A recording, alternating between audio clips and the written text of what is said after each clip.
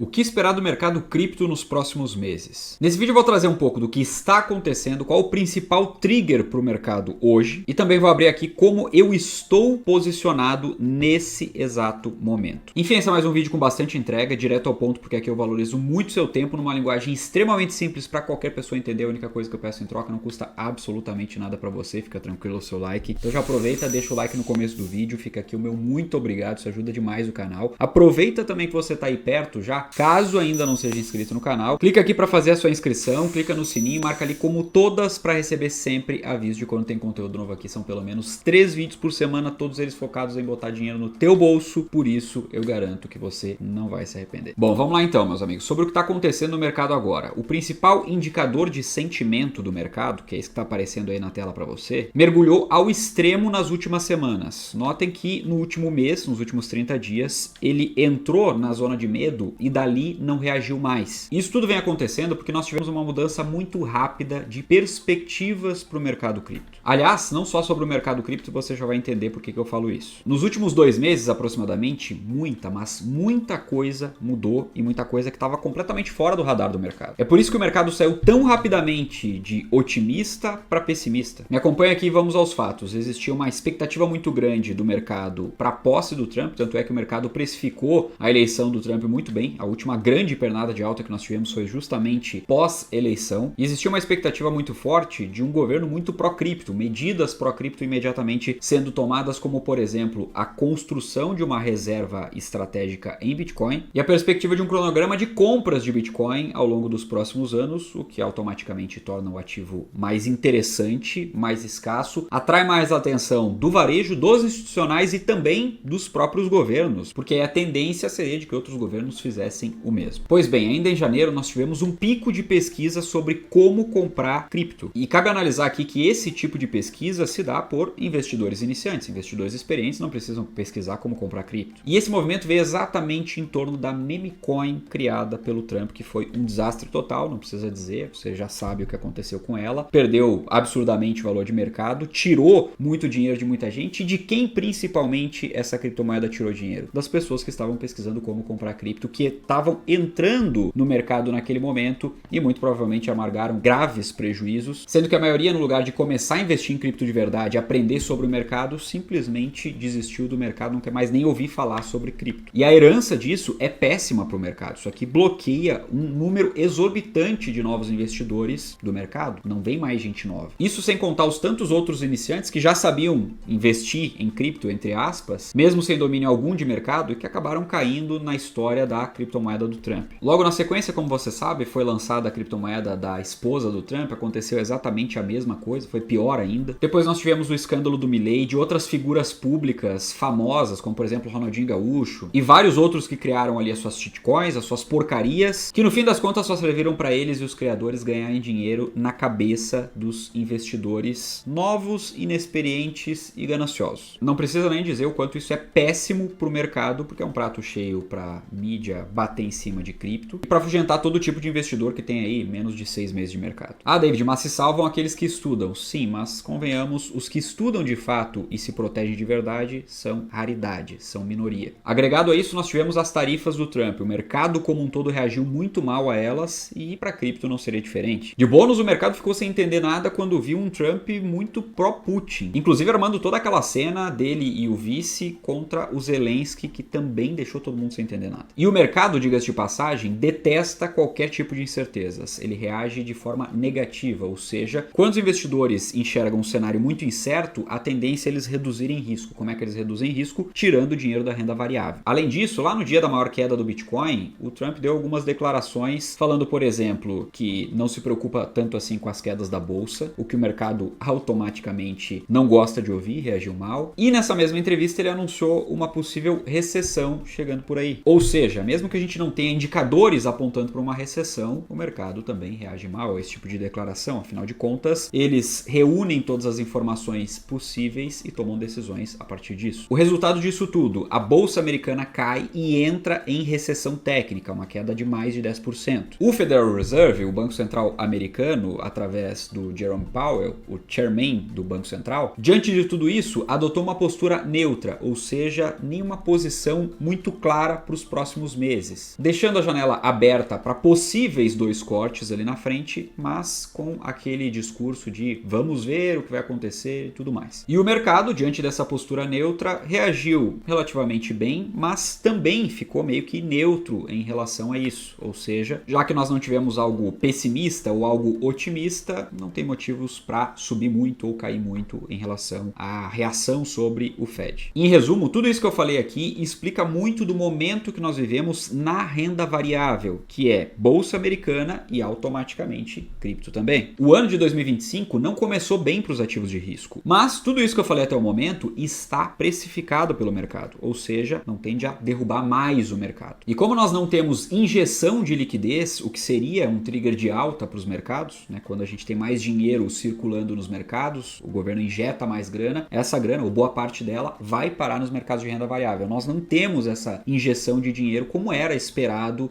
por exemplo, lá no final do ano. E isso faz com que o mercado cripto dependa ainda mais da bolsa americana, dada a correlação que existe. Ou seja, se a bolsa americana seguir caindo para um mergulho ainda maior, as quedas no mercado cripto são simplesmente inevitáveis. Por outro lado, uma reação mais consistente da bolsa de tecnologia americana, a Nasdaq, tende a trazer de volta o ânimo para o mercado cripto, impulsionando aquela que, se vier, tende a ser a última grande pernada de alta do ciclo. E dado esse cenário de maior incerteza, cabe a nós, investidores conscientes e que estudam, acompanhar os indicadores, mas manter uma posição coerente com o momento de mercado para não ficar dependendo de A ou B. Ou seja, fazendo uma boa gestão de risco e posicionado para uma eventual grande alta que nós possamos ter aí pela frente nos próximos meses. E sendo 100% transparente aqui com você, eu vou explicar como eu estou posicionado nesse momento, pensando nos próximos meses. Primeiro, eu reduzi significativamente o percentual de altcoins na minha carteira, em especial as menores, eu tirei várias delas da carteira inclusive. Segundo, eu tô com caixa robusto em dólar, em USDC. Terceiro, eu sigo posicionado com 70% do meu portfólio cripto em Bitcoin. E quarto, cripto que já foi 40% do total da minha carteira lá em dezembro, hoje é 30%. E diga-se de passagem, 30% é um percentual bastante alto e só é isso porque eu sou um investidor bastante experiente e tenho um perfil arrojado. Se eu tivesse, por exemplo, um perfil moderado para investimentos, eu jamais passaria de 10% do total da carteira em cripto. E se você quiser saber como se posicionar e investir nas melhores classes de ativos do mundo, incluindo não só a cripto, mas também, inclusive você tem acesso completo a toda a minha carteira de altcoins, eu recomendo que você assine a comunidade 1% por menos de uma pizza por mês. O link para você assinar e ter acesso a todos os meus cursos de investimentos e mais uma série de bônus está aqui na descrição do vídeo. Sem mais, eu fico por aqui, prometo seguir trazendo novidades aqui sempre que a gente tiver alguma alteração de cenário. Já vou inclusive deixar esse vídeo aqui como recomendação para você assistir, é só clicar nele. Um forte abraço e a gente se vê lá.